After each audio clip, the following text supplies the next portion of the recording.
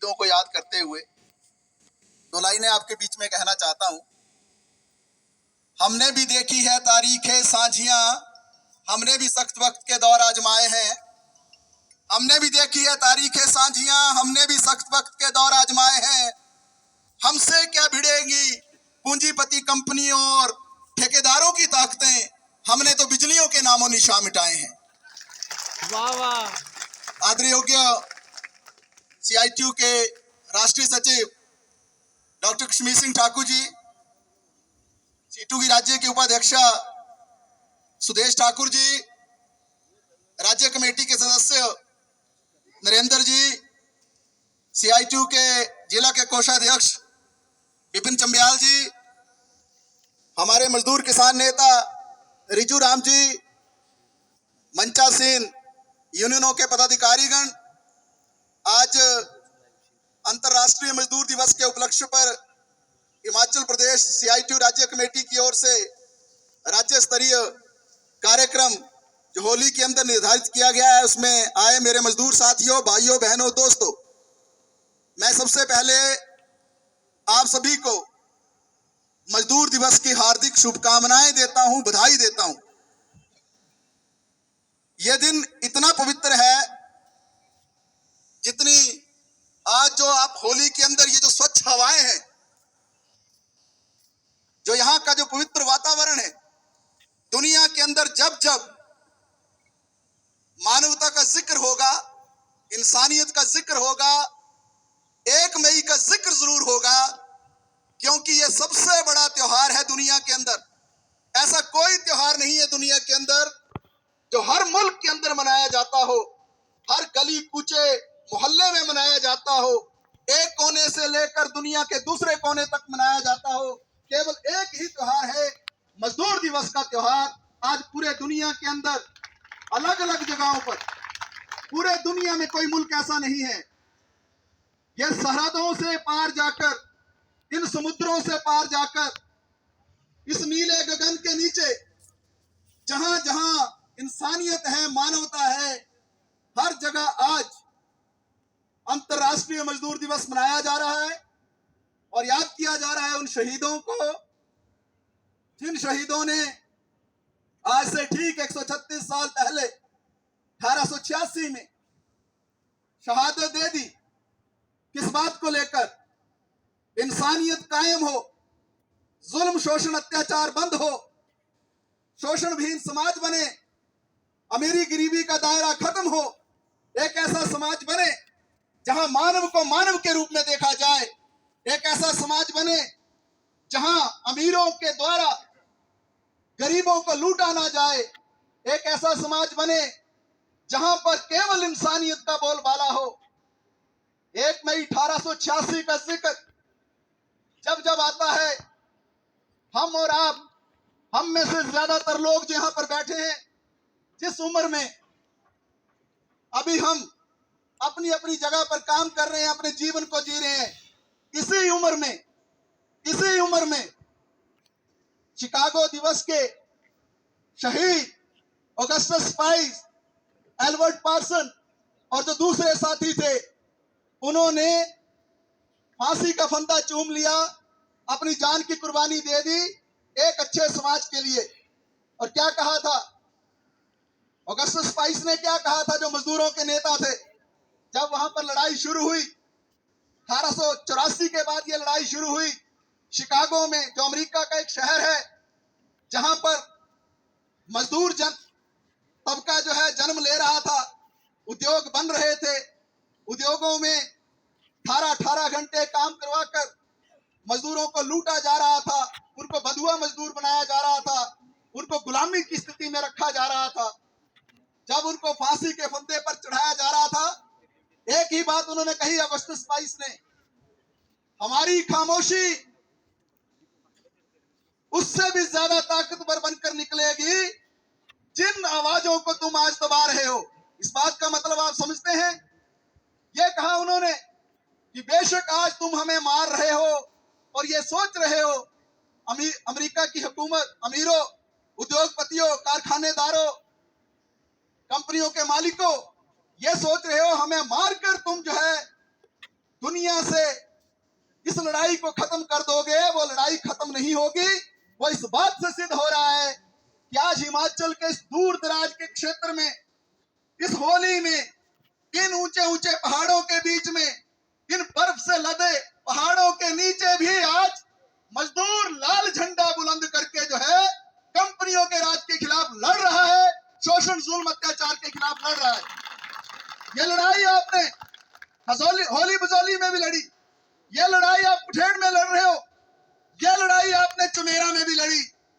और आज इस मई दिवस के उपलक्ष्य पर हम उन साथियों को भी याद करते हैं कि वो जो सपना 1886 में ऑगस्टस स्पाइस और एल्बर्ट पार्सन जैसे मजदूर नेताओं ने देखा था,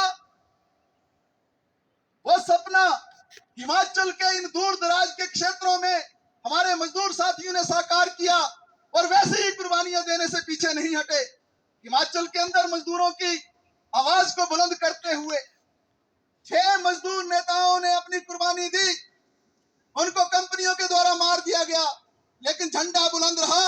उन 6 में से 3 साथी जिन्होंने शहादत दी, वो इसी धरती में, चंबा की धरती में, यहाँ के बहुत नजदीक ठकोग में वो 3 साथी, साथी बाबूराम, साथी दान सिंह, साथी विजय, 10 जून 2006 इन 3 साथियों ने अपनी जान की कुर्बानी देकर यह सुनिश्चित किया कि मजदूरों का दमन शोषण अत्याचार नहीं चलेगा, उनकी लूट स्वीकार नहीं होगी, मजदूरों को भी अच्छा जीवन जीने का अधिकार है।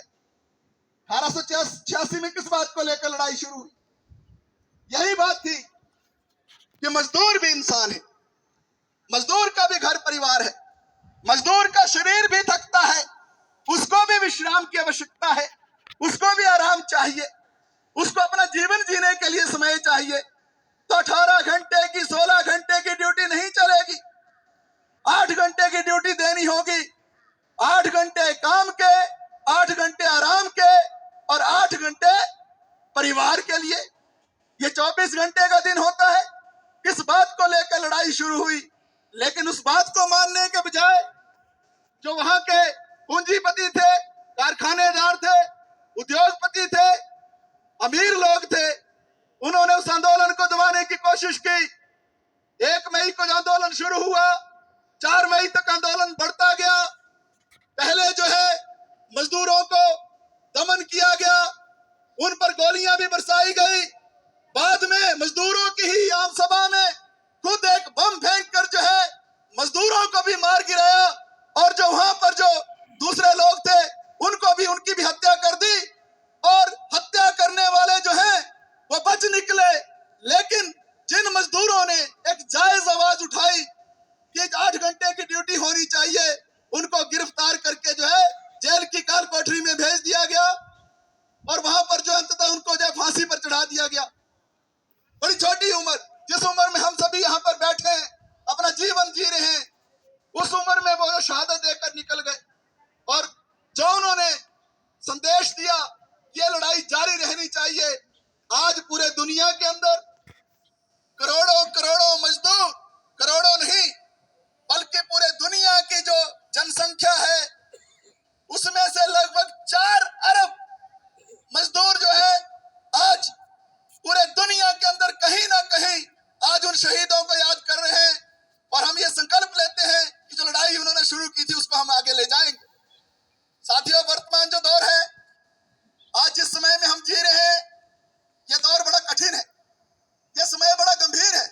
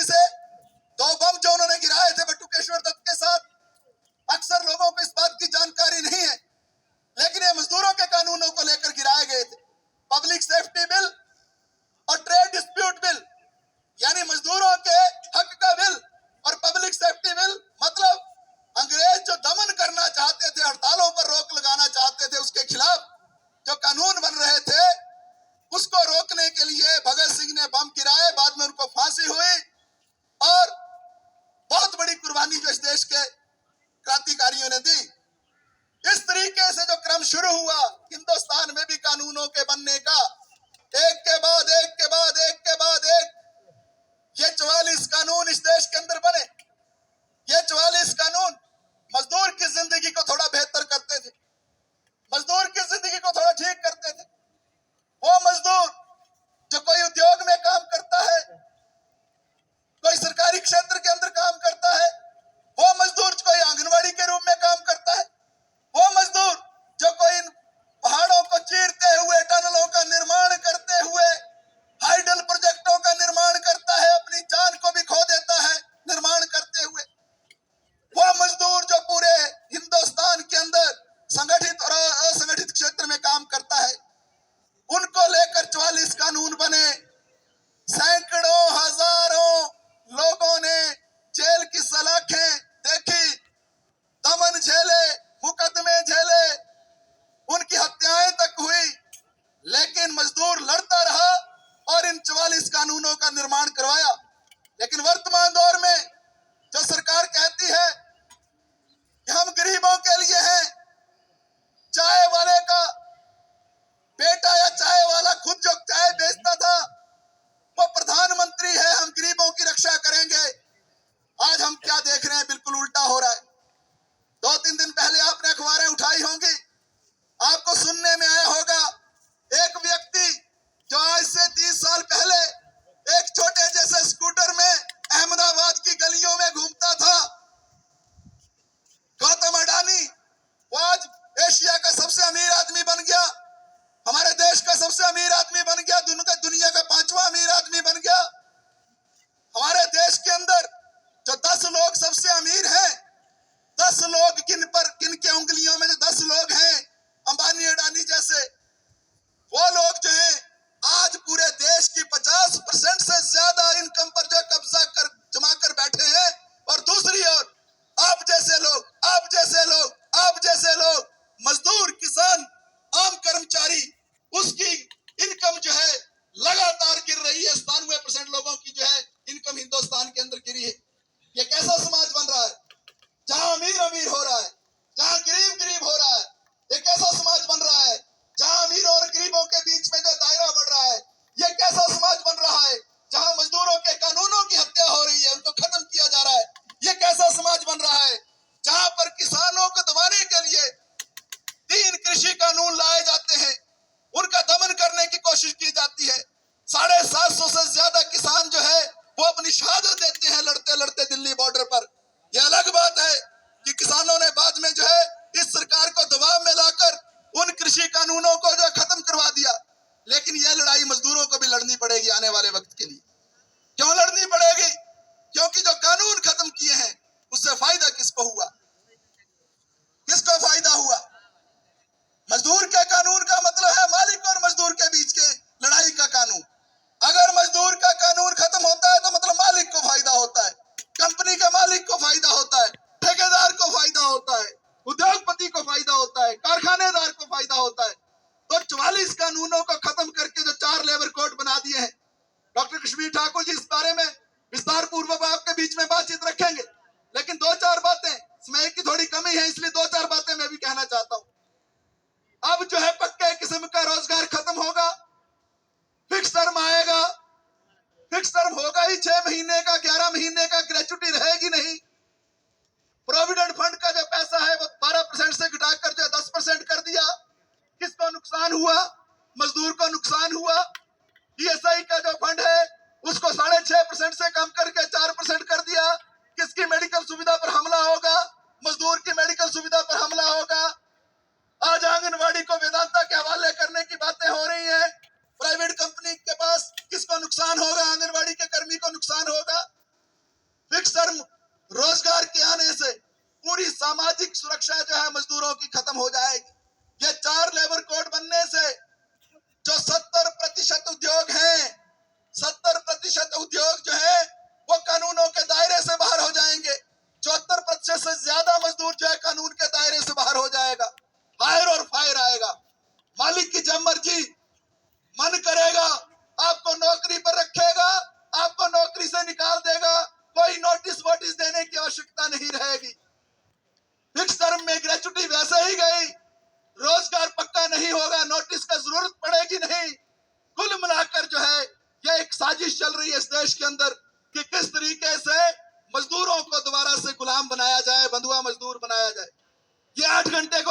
लड़ाई शुरू हुई थी 1 मई 1886 में, लेकिन नए कानूनों के अनुसार वहीं पर वापिस जाएंगे 136 साल पहले।